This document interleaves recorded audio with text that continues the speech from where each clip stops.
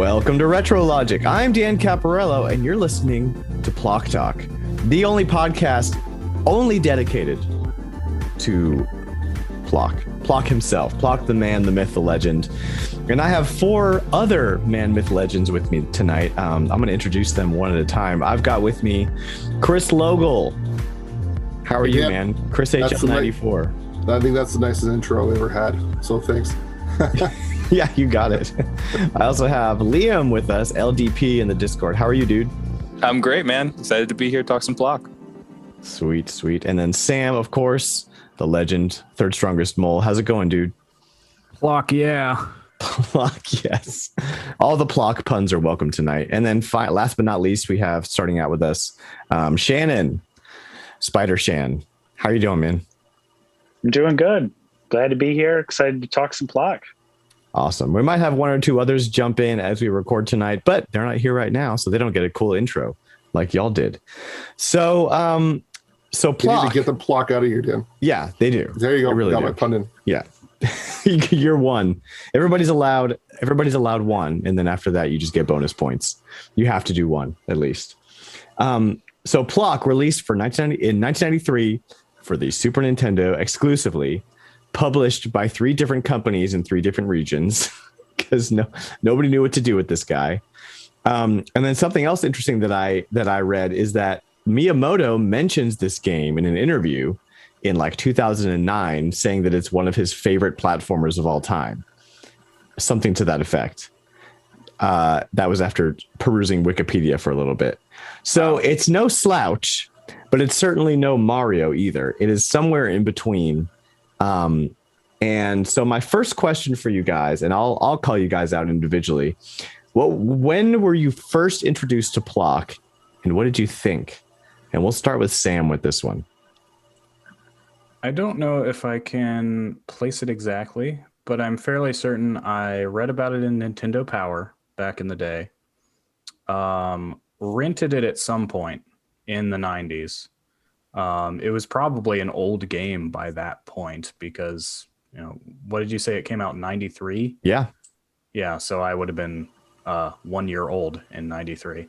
So I must have been older than one.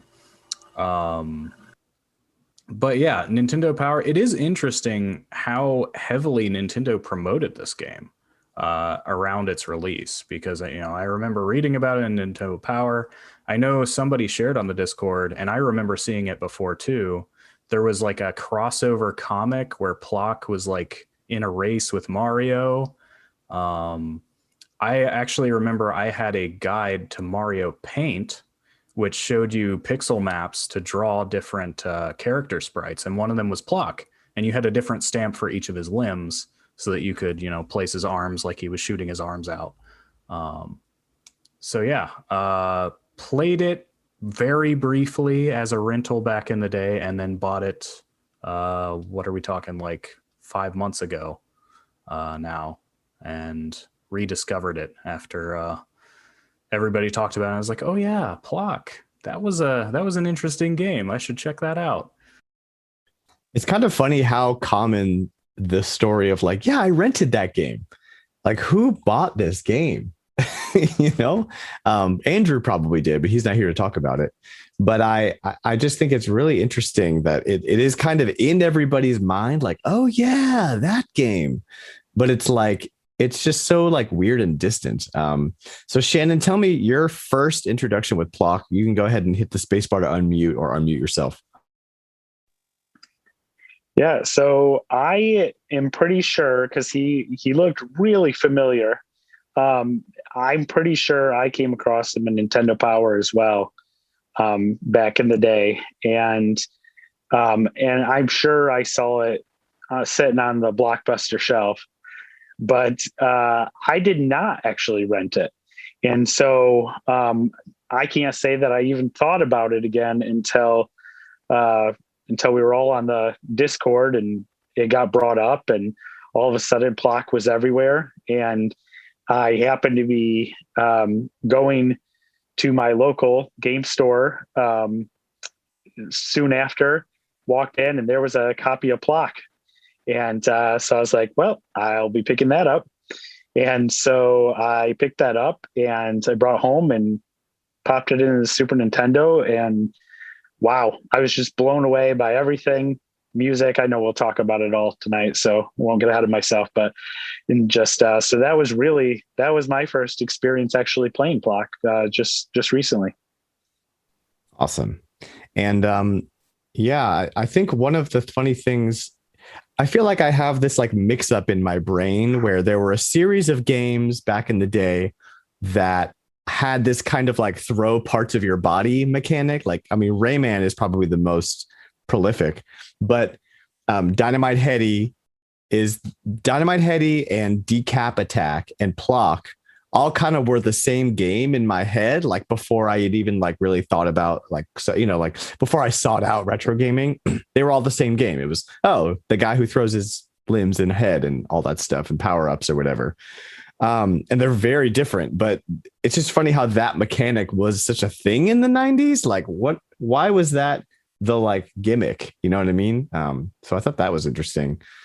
Chris, tell me about your introduction to Plok. So Dan, my introduction to Plok was Discord. When I went onto your Discord, I saw the channel. I had a lot of fun reading everyone's memes and some great artists there with the Photoshop putting in on different faces and things. But I had no experience with the game. I had a Sega Genesis, so I didn't really play a lot of the SNES games. But Plok, to be honest, when I saw the first image, it looked like the guy from the Anger from Inside Out. Yes. And so I didn't know what this was about, and thought, well, I'm just going to get into it because everyone seems really excited. And so there's got to be something to this game that everyone's so into it. Awesome. Yeah, it was kind of funny how it just took over the Discord. Andrew is joining us, probably the only actual Plok fan in the world. But Liam, let's go to you next. Liam, tell me your first introduction to Plok. And So I mean, obviously, just like everybody else in the Discord, you know, it was just Plok everywhere. But when I first saw it, or him, the man, I remember the myth, the legend. Yeah, I remember seeing this game at KB Toys. I remember. So for me, you know, as a kid, I could only afford a handful of games a year. Maybe you wait for the birthday or the Christmas to get like the big thing from family. And so the bargain bin at KB was the jam. It was like you could get like a $10 or $15 SNES game in there. And so I was just grabbing anything that looked decent. And I remember seeing Plok in there next to another game that I mentioned to Sam the other day from the same company called Tin Star. And I was like, this weird guy with a red head who looks pretty mad, but I don't know, or like a robot cowboy. I think I'm going with the robot cowboy. And I didn't know I was going between, like I was giving them my money either way. The Pickfords were getting my cash, but yeah, I wiped my memory of Plok until being in the Discord, and I'm like, oh yeah, I almost bought this game, and then didn't buy it at all. And one other thing I read about as we were kind of getting ready for this, you were mentioning like the limbs thing and how that became it was like a mechanic in so many games, and it seems like it comes from sprite work. It was easier to have separate sprites for limbs that operated rather than doing like proper animation, like a ton of extra proper animation for a lot of characters back then. That makes a lot of sense, actually. So I saw an interview with one of the Pickfords that said like, yeah, we decided to animate all of his limbs separately because it was a lot easier and more dynamic. Awesome. Yeah. Yep. I remember that bargain bin, and I remember buying Battle Clash for the Super Nintendo with no Super Scope and getting home and being so disappointed. All the Super Scope, Tin Star's a Super Scope game too. Yeah. Man. They dumped all the Super Scope games in there because nobody was buying the Super Scope. Awesome. Okay, well, Andrew, we have you here. You are probably the biggest Plok fan here. So the question on the table right now is, first of all, how's it going? How are you? Good. Is my audio coming in? You are coming in. You're a little echoey, so you might not be using the right mic. Take that out of here. Okay, that sounds much better. This mic. That sounds better already. Yeah. So weird. The question on the table is, when were you first introduced to Plok, and what did you think? Your first impressions? I was first introduced to Plok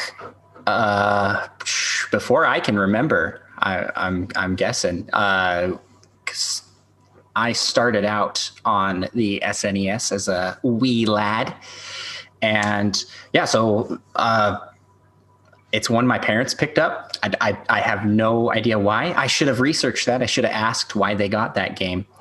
And it's one of the few games my mom says she's beaten. I don't believe her. Your mom is amazing if that's true. Yeah. But so I was introduced to it as a kid and just loved it for the same. In my mind as a child, this was the same caliber as Mario, Sonic the Hedgehog, all those kinds of games, because I had this at the same time. I just loved this game. I'm probably the biggest Plok fan here. I've run through all the worlds. I know where all the shortcuts are up until let's see, the first scary level you get to. I don't remember what the name of the level is flea called. pit, like when you go down to the flea pit, or no, they have those rotating spider. They have those rotating the doors. Spooky woods, I think it is, or creepy woods. Some kind of woods. That's as far as I ever got as a kid. So it's funny in the Discord, because it just seems like a lot of us are into this game ironically, like it's really silly and funny, but you legitimately think this is like a great game.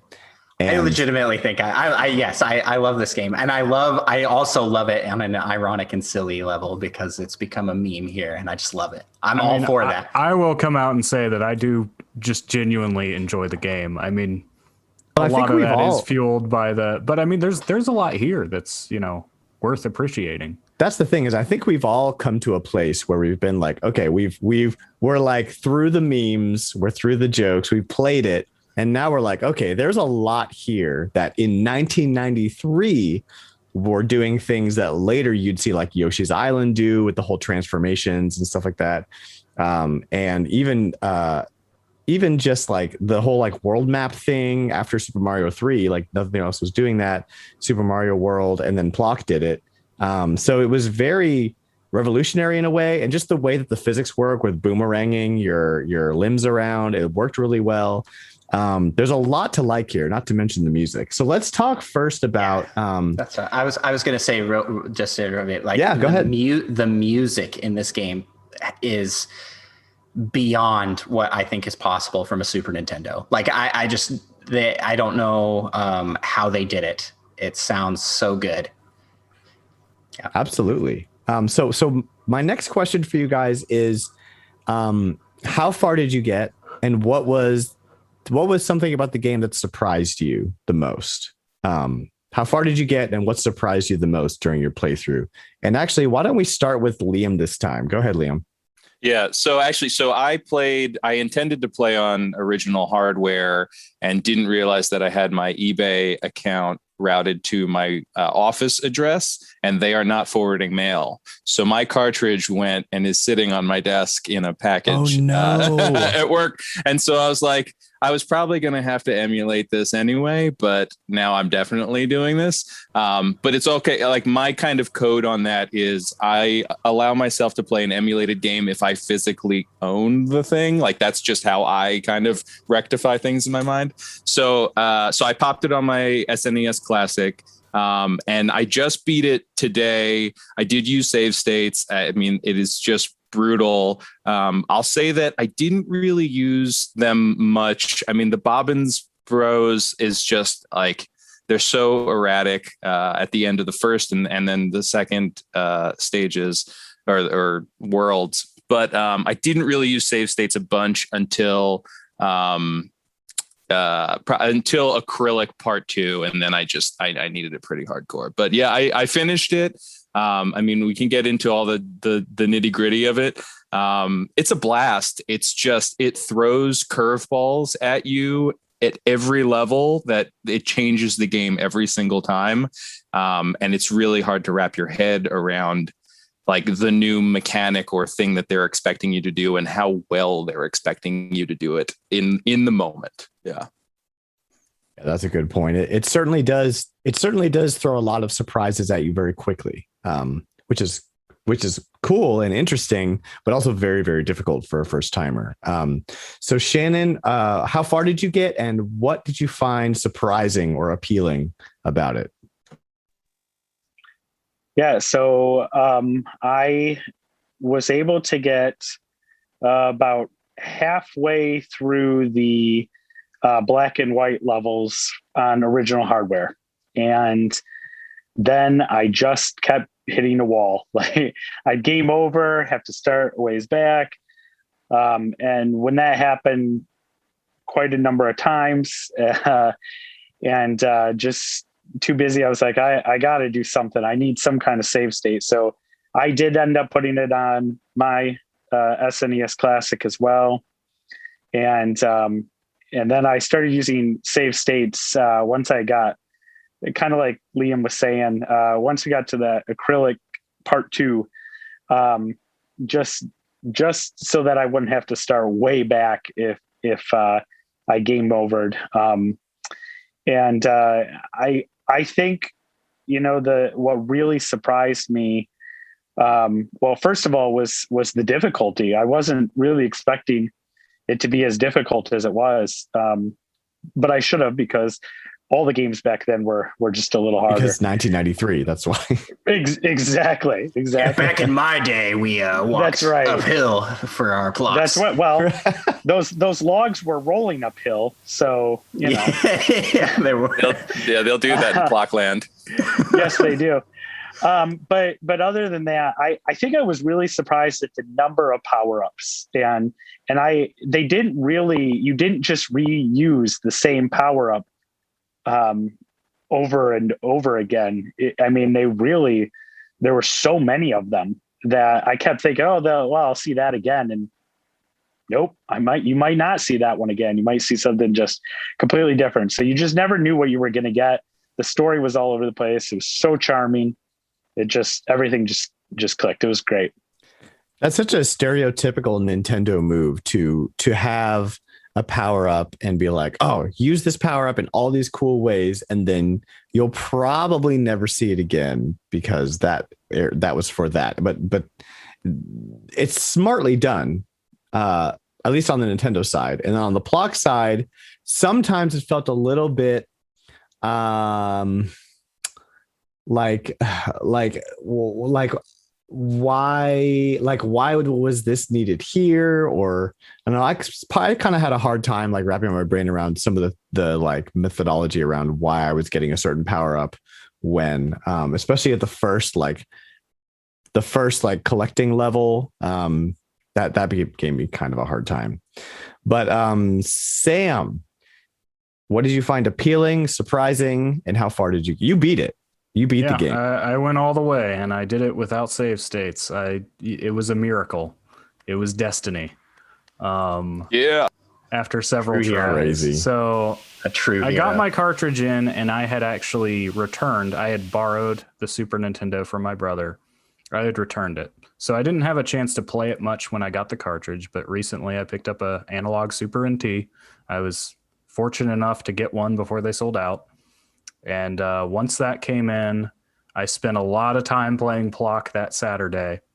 Made it to, I think, just before Rocky Fella. And I got a game over. And I was like, well, maybe next time. So because I had the Super NT, I definitely planned on using it to stream because I've been doing some streaming. Did the stream, went all the way to the 3rd flea pit level, I think it was. And because of the way continues work in this game, that's a thing that surprises you. Got sent all the way back to the beginning of Acrylic Part 2, which is like about 9 stages back, and those are long stages where you And have 3 to boss down fights. fleas. Yeah. 3 boss fights. Yeah. There's not a lot of stages in between those boss fights, but yeah, it was disheartening. But I stuck with it, and just yesterday, managed to have the foresight to record it just in case I did it, and I made it all the way to the Flea Queen on my last life. So, and Awesome.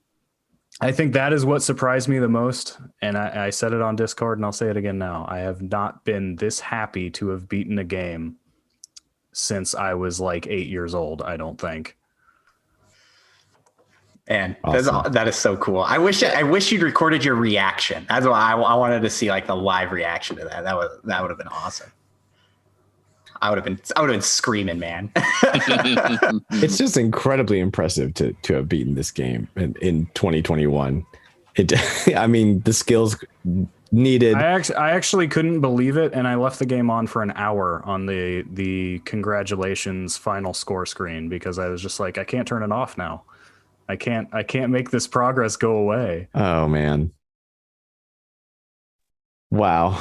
So okay, so I got a little messed up here because my order got messed up. Boom, boom, boom. Who hasn't answered the we need Chris, yeah. So we do Chris next. That sounds good. So Chris, how far did you get and what did you find surprising about it? All right, so me following Sam is going to be incredibly disappointing because I didn't get out of Cotton Island. I think I had a Sam moment when I got past the bridge level, and I was like, "Oh my god, 2 levels!" And I grinded out, and I finally made it to the end of one of these things. It was extremely difficult for me, and all I found was that each level was like a survival. I just need to get to to put the flag up, and I just want to get out of here because it was just like little things, and it was they were just kind of chipping away, and I would just die all the time, and so what I found surprising was the difficulty. And like you were talking about before, just stuff jumps out at you. And then you try to memorize. And it still surprised me when the 6th time he killed me. And okay, I haven't learned anything. I don't know why I'm not remembering any of this, but just very difficult. I don't have the cartridge either. So I'm playing it on a mod Wii U or mod Wii with a GameCube controller. I don't know if that really made it harder for me to play or not, but it was a real slog for me.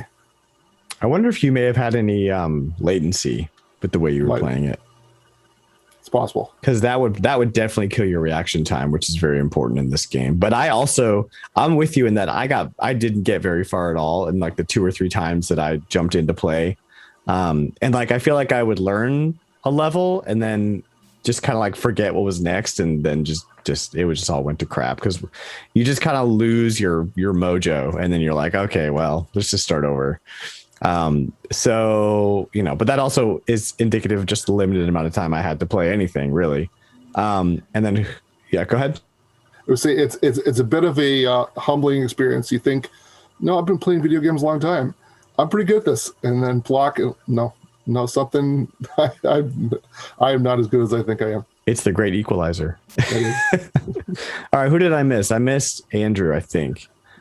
Yeah, something that surprised me about being in the community this go round is how much of this game I had just like memorized. Like, you were helping me with my stream so much. I am a guide at this point.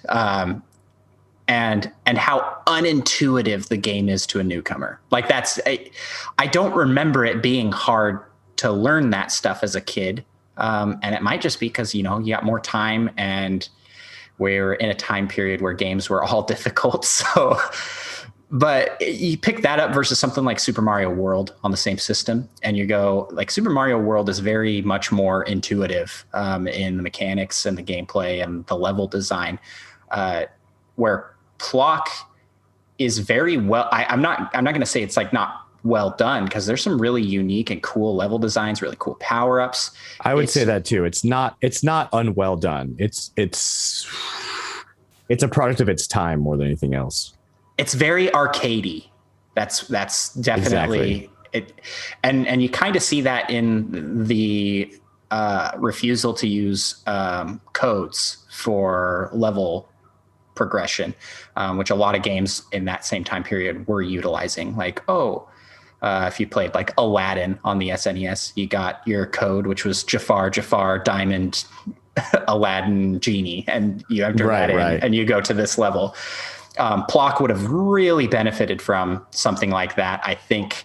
But instead, they opted, and I have read that the Pickford brothers actually kind of regret the decision because it made it way more difficult.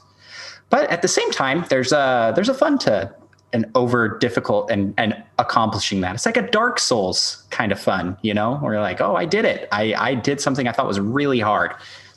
So that's my surprise was how unintuitive it was for newcomers, and also just how well this game holds up still, graphically, music wise. Yeah, something I enjoyed. Yeah, very pretty game. And you're right about the difficulty being kind of a motivator too, because when I played through Castlevania on stream for the first time and I was like, this game is horrible. And then I would get past a part and I'd be like, yes. But that game, I was using save states. So it was like, I didn't have to start over every time. That was kind of what was killing me with Plok. So I think you're right about the decision to add password saves would have been an A+ for this game for sure. I think I got everyone for that question, but we have Dat Fast John with us now, who jumped in. John, were you able to play any Plok in your limited amount of game time? Tell me about that. I did get to play a little bit. I did not get anywhere near finishing the game like Sam. First, tell me when you were first introduced to Plok, then tell me something that surprised you about it. So I was totally unaware of Plok until recently with the community. I'd never seen Plok. It kind of just went right over, I guess. I didn't really play a whole lot of platforming games on Super Nintendo, other than maybe like Super Star Wars and things like that, and obviously Mario games. But no, Plok is no joke. It's going to test your grit, and you have to really forget how you play platforming games at that time. Like I tried to play this like a Donkey Kong Country, where I'm like trying to find all the secrets and things like that, and you very quickly throw all that away and start heading for the flagpole. Right. That's what I figured out. It's like I would get so deep into finding all the things in the level, and it's like, well, now I can't get back to the flagpole. It's like I could figure out how to get to all the things. Now I can't get back up to the flagpole, or further out in there. So it started becoming my single mission to just make it to the little pin flagpole every time. So I think I made it. The game changes that on you, because halfway through or a third of the way through, then it makes you search the level for the fleas, right? Yes. It becomes a race to the flagpole, and then it's like, oh no, actually you have to hunt down 20 jumping bugs for the next 20 levels. In a lot of ways, I think that is some of it being a product of its time. Like the common story being that the game didn't meet expectations for sales because people were just tired of 2D platformers. And I think the game is trying really hard to set itself apart as a unique kind of 2D platformer. Sometimes to its benefit, sometimes not. Yeah, I agree with that as well. It's a totally different platforming game than really anything else I've played, even on the Super Nintendo. It definitely loses a little bit with the hitbox is loose at times. Like there's times where I'm playing and I'm like, how did I not get hit by that enemy? And then there's sometimes on the vehicles. Yeah. And then there's sometimes where I'm like, I get smoked by something that's not even as close as I thought I was to it. But no, it's the platforming itself, the jumping isn't too terrible. Kind of like Andros said, don't waste your time with the regular jump. Always use a little like spin jump. Yeah, that was a good tip. A lot of use for the regular one. Okay, great. The regular one's basically just for shooting slightly higher up targets. In my experience, I like almost exclusively use the mega jump, the sonic spin move. That's more like The screw attack. Yeah, it's like a screw attack. Yeah, that's what I was thinking. I keep thinking that it's going to do damage too. Every so often I would do it, and I'm like, okay, I could take this thing out with my screw attack, and it's definitely not a screw attack. Well, I don't know if you guys use it ever, but once you get the amulet, you actually can. If you mash the L and R buttons, Plok enters like an angry mode for a couple seconds, and his super jump will actually have the buzzsaw effect. I did not know that. Wow. That's like too much to remember. It does use your shells, gonna... though, which keeps you from getting extra lives. Interesting. I think part of the confusion with the way that it's the animation of the jump. It makes it look like it's going to be an attack. I remember thinking the same thing the first time I did it. And I also didn't know about the jump until Andros pointed it out. I was just trying to Plok around with the regular jump, and I wasn't really making it very far, and then found out about that, and it just totally changed the game. So awesome. Well, we're going to take a quick break. When we come back, we're going to have a few more questions, some more Plok Talk. So don't go anywhere. We will be right back.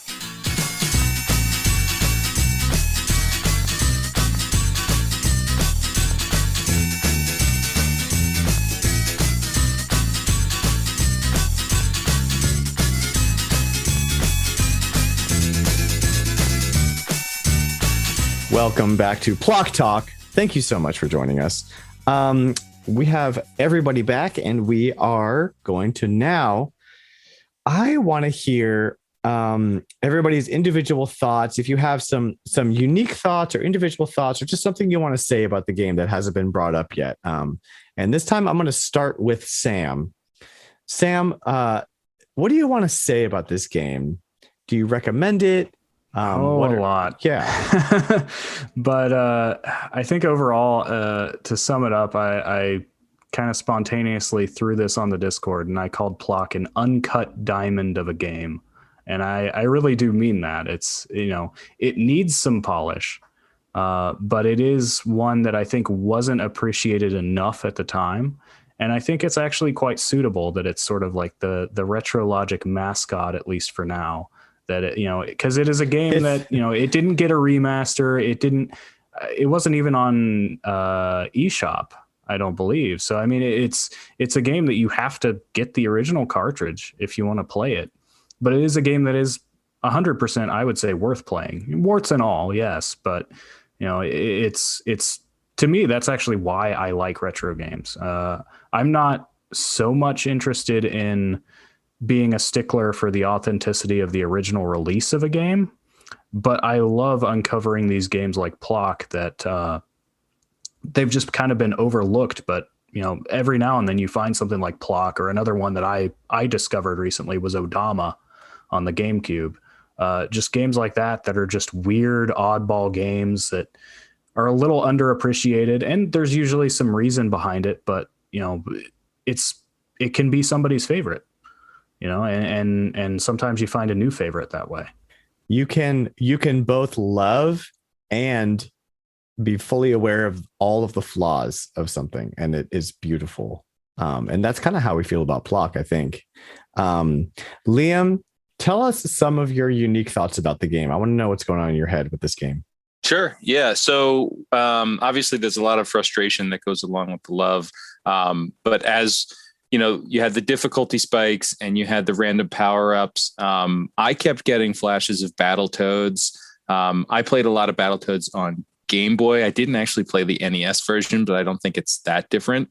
But it was probably harder on Game Boy. It might have been, yeah. But I just, every level in Battletoads was kind of like Plok, where you just get thrown into a new thing. There's a spinning dynamic, or you're on a bungee cord or something. Like every single level changed and demanded something different of you. And you'd have some different sort of power up thing that you could only use in that level. Your fist would turn into something, or your foot would get really big. And it was weird because Battletoads was a Rare game, and that's where the Pickfords started, and they were doing Iron Sword with Rare. And so I kind of wonder if there was some kind of, as they were there in the NES era, there was some sort of bleed over there. So when they went off and did their own thing, they took that kind of dynamic with them, because I don't think that, I mean, I know again on Game Boy, there was no save or password function in Battletoads whatsoever. It's like I got to the 9th level or the 8th level and it was just, it was over and I had to start all over again.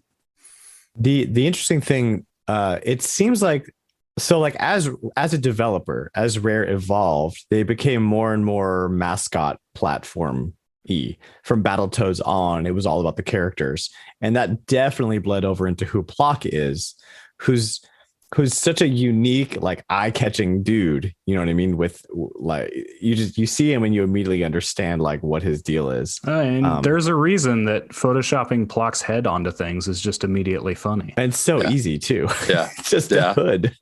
Yeah, I think he was framed after, he was supposed to look like an Undertaker. They wanted him to look like he could be a villain, but he was actually a good guy. And he looks like a hangman. Awesome. All right, and Andrew, as the resident expert, I just want to hear some of your thoughts about this game and where it sits in your mind.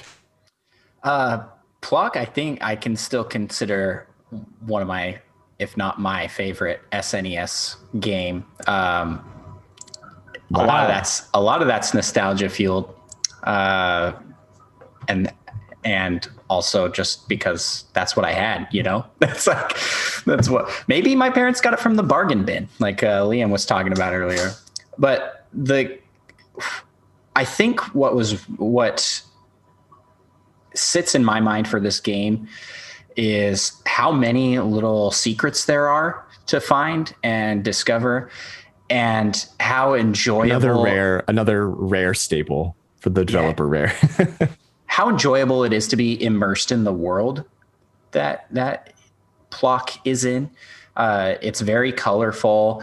The levels vary quite a bit. I always thought it was hilarious how you have your dream sequence and go back to play as Grandpappy Plok, and it's all like an old black and white film, silent film, and it just completely changes the style of the game. And Plok has this big silly mustache, and it's there's just like so much charm that you want to spend time in the levels, especially with that music, which I do have to go back to and just say how much I enjoy just the ambiance / it's very ahead of its time. I'd say it sounds like music I would listen to today. Where it's got like a very heavy electronic dance beat. I'm going to have to put some Plok music in like the intermission or at the beginning or the end of this episode, because you can't talk about Plok without listening to the music.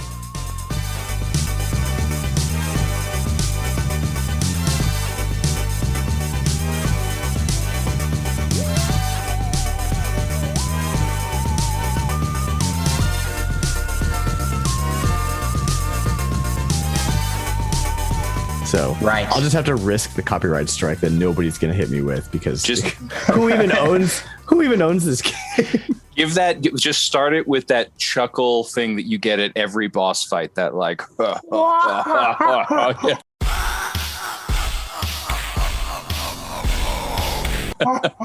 That like beat with the menacing and laugh. it's funny because I instantly recognized it. Another game that doesn't have saves and is insanely hard and has the same guy on the music, Tim Follin, I believe. Spider-Man X-Men Arcade's Revenge. The clowns in the Wolverine stage have that same laugh. It's just sped up a little. It's recycled. All right, so next up is Shannon. Shannon, I want to hear some of your thoughts about Plok, something we haven't talked about yet. Yeah, first of all, I got to say, Andrew, you were lucky if this is the game that you had for Super Nintendo for a long time, because for me, that was Dennis the Menace that I got for Christmas. So you came out ahead in that one. No, but just to also echo, the charm in this game is what really kept me coming back, even though it was hard, even though it could get frustrating. There's just so much charm, and you're like, what even is this game? You know, you get this guy, he looks angry and crabby, and his flag is missing. And so you're going on a boat and you're tracking down your flag, and you can't find your flags. And then all of a sudden you beat the bad guys and you're coming home, and all of a sudden you're catching fleas. and and so you spend several levels catching these fleas, and it's like a whole different game. And then you go into the dream state, and you go back to the black and white, which is just blows my mind. Those are some of my favorite levels. Like what game does that, and all of a sudden you're playing remixed versions of levels, and you're in black and white, and then you go back, and then you're back to the fleas, and it's just, you're all over the place. There's so much charm. The enemies, just everything is just really well made, even if it didn't all come out perfectly in the end. Even if it could use some polish, it just has so much charm that it just makes you fall in love with the world. Well, and apparently those black and white boards, those levels were actually supposed to be the beginning of the game, and when they tested it, it was too hard. And I think Shannon, you said that's where you got stuck, right? And so those levels were too hard, and so they replaced it with Cotton Island, but they didn't want to toss those original levels because they're really good, and so they just wedged them in the middle of the flea hunt as like a flashback for Grandpappy. And I'm glad they're there. It's so cool, but it is very odd to go like hunting fleas, and then you're like, oh, okay, I'm doing the platform racing again. Okay, got it. Yeah. Can we talk about some lore here, in that it's implied that Grandpappy Plok killed one of the Bobbin Bros? Yeah. There's a third one in the past, and he's not around in the present. What happened to that one? Brutal. Some bad blood. All right. So Chris, let's hear some of your thoughts on Plok. So I think I'll echo what everyone else is saying about the music of the game, because I can say this because I did get this far, but I was just looking up on the Wikipedia page that some of the music for the beach level was inspired by Stevie Wonder and Queen guitarist Brian May. So that's pretty cool. I think the games sound great, the game look great, and I might sound like a downer because I didn't really do very well, and I don't sound like I had a lot of fun, but this is one of the reasons why I listen to Dan's show, or I'm in the community, or I love the community crossplay. I didn't have the game when it was first released, and now I'm getting a chance to go back and experience it. I might not enjoy them all, but I'm glad to have at least tried it. So it's something. If you want to be challenged, give it a try. It's definitely worth it. But if you don't have fun, that's up to you. Man, that's awesome. And I think that there is something so much more enjoyable about going back and playing an old game, especially one as difficult as Plok, when you have the support of a community and you have Andrew in your ear telling you exactly what to do. But Dan's stream, Andros, help! What do I do here? Why am I dying? It's the mission control. I just think that I do want to give Chris some credit here and say that this game, we can complain a bit. This game is really hard, and it's kind of stupidly unfair with some of the jump kills that it comes in with, these rolling uphill blocks, or these just enemies, signs that pop up and they're an enemy. Well, let's do this. Let's do it, Andrew. Yeah, what would you change? What would you change if you remastered the game today? Let's start with you, Andrew. You want a Plok remake, not a sequel. We're talking just remake now. Right? They remaster it. It's in HD. What do you change about it? Gosh, I'm on the spot. I haven't really thought about this before because, I consider it a perfect game. Sure, already. Yeah. But everything can be improved somehow. Everything can be improved. Honestly, just a better checkpoint and save system. Like that would do a world of difference to making this game more enjoyable. Because if you die, instead of going back to halfway through the game when you're right before the final boss, my condolences to Sam. Instead of that, you go back to a recent checkpoint. When a game is as difficult as Plok is, and has as much stuff that you kind of need to learn the level and learn enemy patterns, learn boss patterns, and that changes as much as it does, it needs more checkpoints and more saves. And that's really all I say. If they're they either need to tone down the difficulty, which I don't really want them to do, or increase the amounts of saves and checkpoints. Even with the system in place as it is, it would not be nearly as bad if they were just more generous with the check marks that you can find in levels, because those respawn when you die. So like if you're in the flea pit and you make it to the tank level and you have 4 lives, you're actually good. You can fail 4 times as long as you grab that checkpoint, which is in the beginning, like first quarter of the stage. You'll get a Plok continue, and you'll be able to continue 3 stages before the final boss. And that is why I was able to beat the game. It's just most levels don't have any of those to pick up at all. The only other way to get Plok letters is to beat a level without ever dying once, which basically means you've already proved that you don't need the continue. Oh my gosh. And then one other minor change I would make is something to distinguish the shortcuts a little bit better, because maybe there is something that I've never discovered, but maybe like flip the little fruit around so you can say, oh, that's a backwards one. That one's a warp or a secret, because there are ones that are just secret money or shell collecting levels, but aren't warps. And yeah, I think that would be really cool. Awesome. Good deal. Well, how about you, Shannon? We're going to make a remastered Plok. What do you change about it? Yeah, I agree. I think the number one thing you have to do is look at the checkpoint system and just maybe make that a little more modern. We don't have the time we did when we were kids to, put hours and hours and hours and hours into a game like this anymore. So that'd be the first thing that would have to change. Other than that, I really don't think there'd be a whole lot. I mean, you don't touch the music. You really don't have to even touch up the graphics other than make them HD. Awesome. Yeah, that's good. How about you, John? Something you would change about a Plok remaster? So something I didn't share earlier, but when I first looked at this game, the first thing it reminded me of was Yoshi's Island, like how colorful it is, some of the level design portions of it. I mean, this game came out 2 years before that game, so it's quite possible that Nintendo was like, hey, this is kind of colorful and cool. Maybe we'll do something in that vein.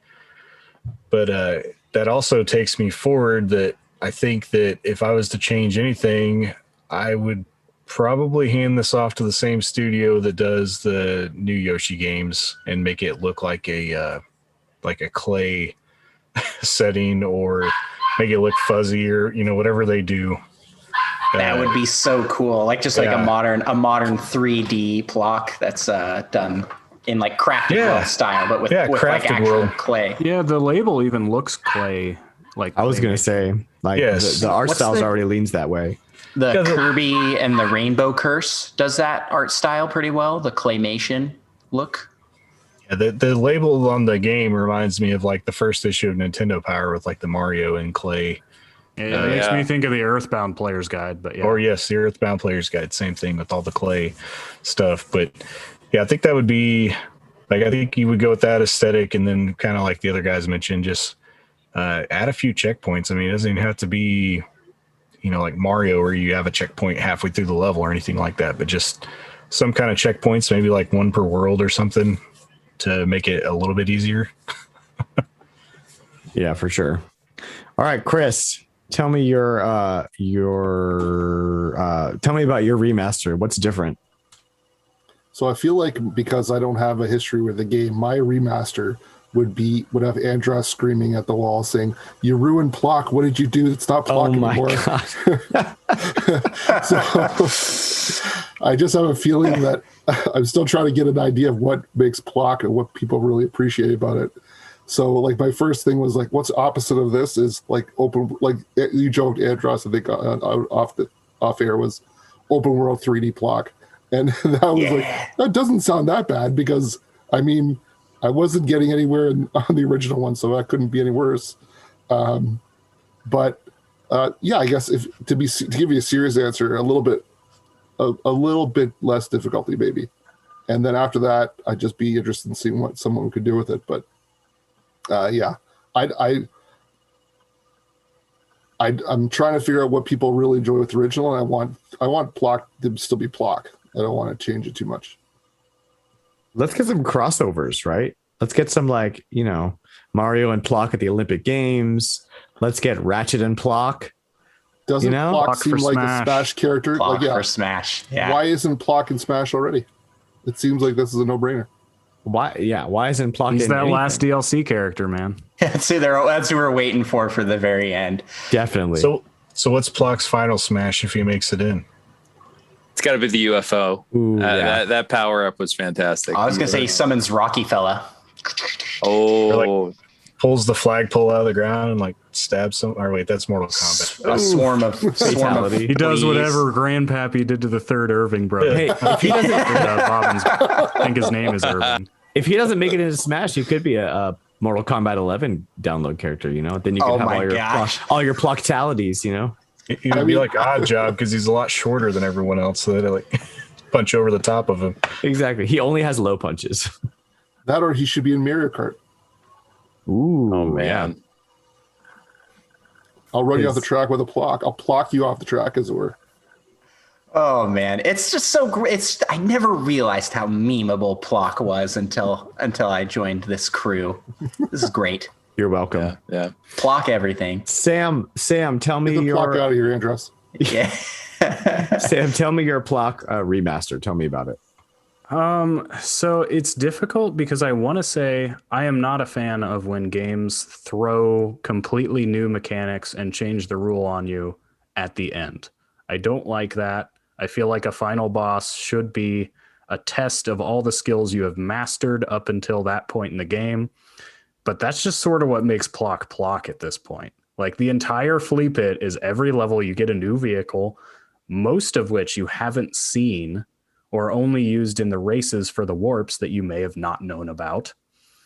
It would be great if they gave you an easy level with those vehicles to learn how to fly them or drive them. And I mean, a I lot think of they them, were kind of banking on I mentioned too that a lot of them have that like Sonic the Hedgehog 1 problem where like you get a car and you're like, I can go fast now, but then the level is designed to punish you for going fast. Or they give you a helicopter and then they make you fly it and you're like, cool, I can fly up and down and all around now, and they make you fly it through a bunch of narrow tunnels.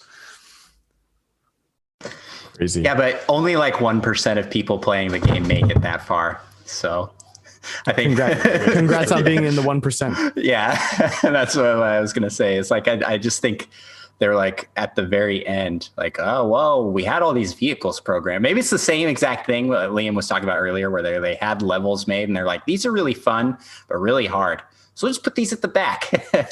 Also, I would probably just remove Creepy Crag from the game. That level is terrible. It's not even hard. It just is easy to get lost in. At the very least, if you keep it in, like number the floors or something so that you don't get as lost. All right, good deal. Liam, last but not least, tell us about Plok Remastered. Yeah, I actually have two things. So one is enemy drops. Like I kept just praying that at some point there would be something where every 5th or 10th thing I killed would give me some little bit of health or something, like something to help carry me through the level if it's not going to be a checkpoint. And it's just like you look for that one berry to punch maybe every level, and that's about it. So enemy drops would have been great. And then apparently they were toying around with having some sort of like an item hub, kind of like in Donkey Kong Country, where you could go to a certain spot, or I think Mario 3 had that too, and get a power up and then start the level or start in that level with the power up.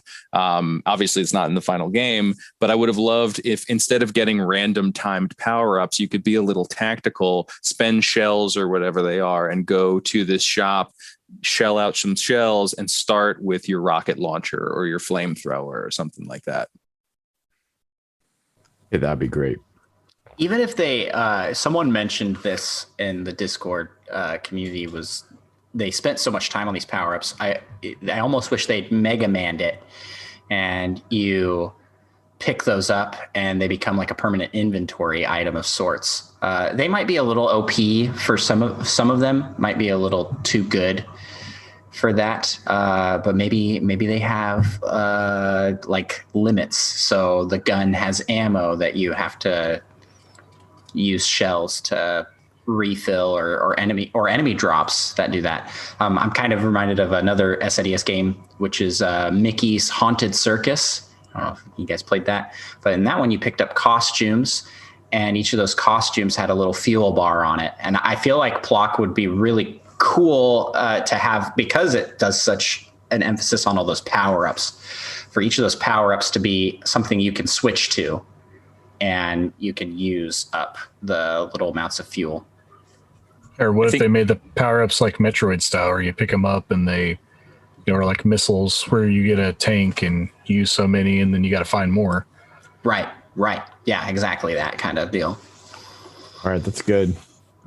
Okay, so last but not least here, we're going to give Plok either a thumbs up or a thumbs down. So I want to see everybody's screen. Are we recommending Plok, or are we saying, no, you don't have to play?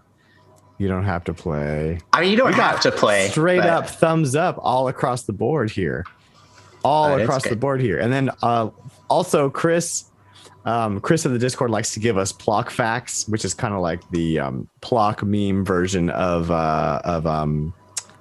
Chuck Norris joke. So go ahead with your Plok fact here, Chris. All right, Dan. So if paper beats rock, if rock beats scissors, and scissors beat paper, what beats all three? Plok. Got it. Plok, paper, scissors. Plok, paper, scissors. Oh, God. Okay. Awesome. Well, you guys, this was really fun. If you're listening to this and you're like, man, I want to play Plok, or I want to listen to or I want to talk to guys about Plok, or I just want to talk about retro games, you can join the Discord. The Discord invite is open. You can go to my Twitter bio at Retrologic.games. In the bio is a Discord link. You can join in, and you will be welcomed by some of the friendliest dudes in the retro gaming scene. So with that, thanks for listening. We are Retrologic is proudly part of the Nintendo Dads family of podcasts. I already said Discord. I already said Twitter, so I don't have to read any of that. Finally, we have the Retrologic website, which is Retrologic.games.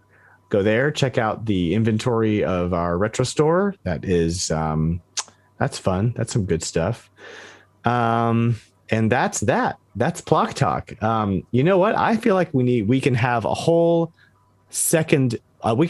part 2 of Plok Talk.